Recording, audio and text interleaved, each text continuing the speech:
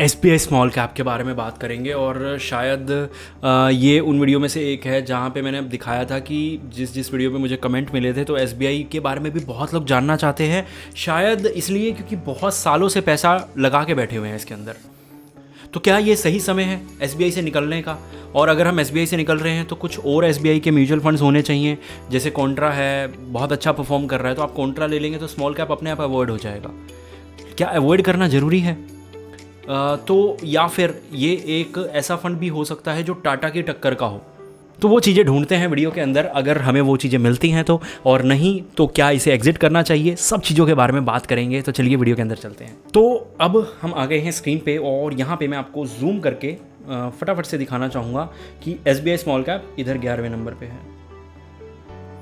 Okay, अब इसके अंदर से आप ऐसे जाएं और यहाँ पे ये देख लें ये फंड कब कब चला है। 24 में चला, 23 में नहीं चला था, और 22 में चला, 21 में नहीं चला था, उससे पहले 2 साल चला, फिर 1 साल नहीं चला था, उससे पहले 1 साल चला, वहाँ नहीं चला था। उससे स्टार्टिंग के 3 ईयर्स तो मतलब स्टार्टिंग में स्मॉल कैप्स अच्छा रिटर्न्स देते हैं क्योंकि उनके पास बहुत ज़्यादा अपॉर्चुनिटीज़ होती हैं।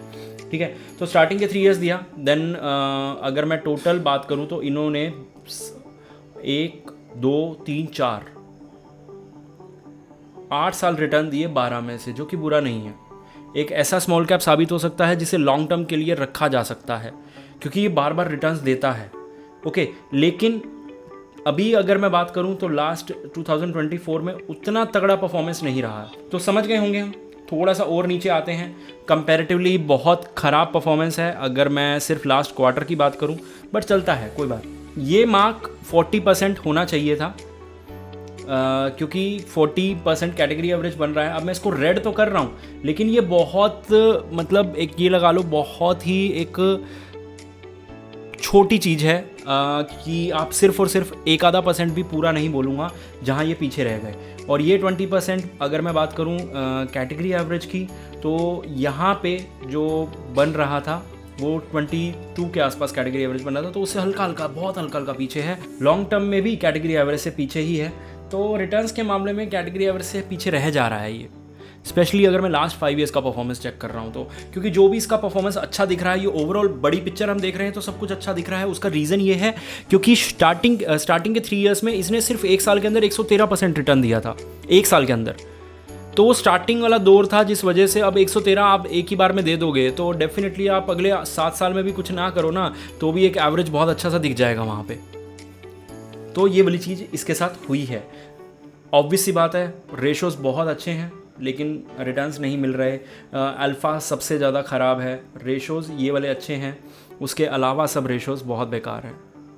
तो रेड यहाँ पे हमें बहुत ज़्यादा देखने को मिल रहा है।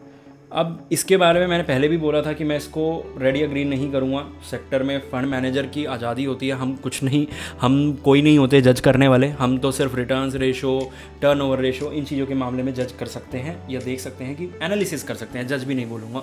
ओके, यहाँ पे ये बहुत अच्छा है, ये टर्नओवर रेशो भी बहुत सही है, जिस वजह से हम इस one of the stable mutual fund बोल सकते हैं इसको। अब आप कंफ्यूज शायद हो रहे होंगे कि यार कभी तो मैं बोल रहा हूँ कि ये रिटर्न नहीं दे रहा, कभी मैं बोल रहा हूँ रेशोज़ भी ख़राब है, फिर मैं बोल रहा हूँ स्टेबल भी हो सकता है। स्टेबल के ना मामले में जैसे अभी मैंने आपको बताया कि 40% कैटेगरी एवरेज था, आपने 1% लॉस कर दिया वहाँ पे, चलेगा। लेकिन ये अब लास्ट क्वार्टर की मैं आपको एक चीज़ दिखाऊँ, बहुत छोटा टाइम पीरियड है, मुझे पता है, सिर्फ एक क्वार्टर का दिखाने से कुछ नहीं होता। यहाँ पे आप देखोगे ना 90% फंड 2%, 3%, 4% गिरे हैं लास्ट क्वार्टर के अंदर। ये देख लो कितना गिरा है, -1%। कैटेगरी एवरेज -2% है। तो ये फ़ायदा होता है ऐसे फंड्स का कि अब वो मतलब आपके रिटर्न्स को खा नहीं जाएगा। 40% ज़्यादा स्टेबल है बजाय कि 50%। अब 50% वाला फंड 10% गिर जाए तो फिर क्या फ़ायदा, वही 40 पे तो आ गया। बट मैं ये नहीं कह रहा कि इतना बड़ा डिफरेंस क्रिएट हो जाता है, लेकिन एक सिनारियो ऐसा भी बनता है कि नेगेटिव रिटर्न्स को भी कंपेयर किया जाता है।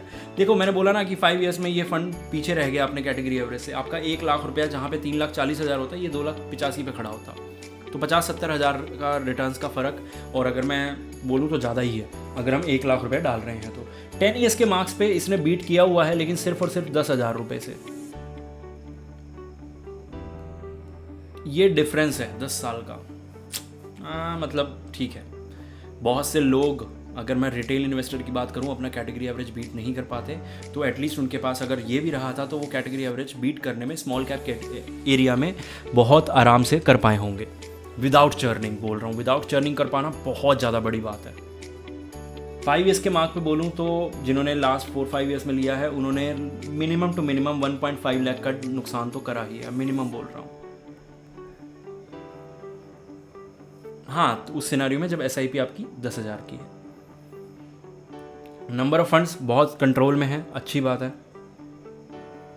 उसके बाद ये वाली चीज़ फिर मैं बोलूँगा कि लार्ज कैप में पैसा होना चाहिए था, इसमें हल्का सा ज़्यादा होना चाहिए था। सारा का सारा पैसा यहाँ पे होने के बावजूद भी रिटर्न्स नहीं है। केमिकल में इन्होंने भी अच्छा खासा एक्सपोजर ले रखा था, इसको हमने कभी डिटेल में, बहुत ज़्यादा डिटेल में रिव्यू नहीं किया तो कभी नज़र में नहीं आया, लेकिन फ़ायदा क्या जब मुझे उतने ज़्यादा रिटर्न्स नहीं मिल रहे।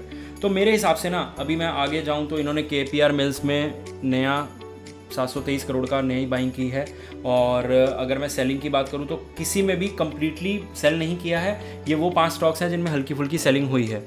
ओके, तो चलिए बढ़िया है सब कुछ। अब इसको मैं इतना ही बोलना चाहूँगा कि ये फ़ंड एक एवरेज फ़ंड है।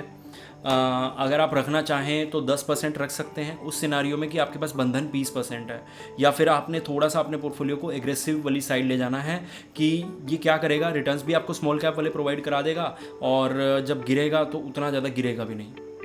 तो उस सिनारियो में ये ठीक हो सकता है।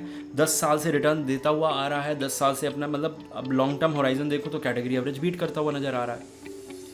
नेक्स्ट वीडियोस में हम और भी ज़्यादा इसको डिटेल में रिव्यू करेंगे, इसको नहीं और फंड्स को, और कुछ फैक्टर्स ऐड करने की कोशिश करेंगे ताकि आप लोगों को समझ आए कि क्या करना है इस फंड के साथ। मेरे हिसाब से अगर मैं पर्सनली बोलूँ ना, मुझे नहीं लगता मैं लूँगा, मैं इससे एग्जिट करना पसंद करूँगा। ये मेरा ओपिनियन है, आप अपना ओपिनियन वीडियो देख के बना सकते हैं। होपफुली वीडियो अच्छी लगी होगी। इस तरह की इंटरेस्टिंग वीडियोज़ के लिए हमें फॉलो करें। मिलते हैं अगली वीडियो।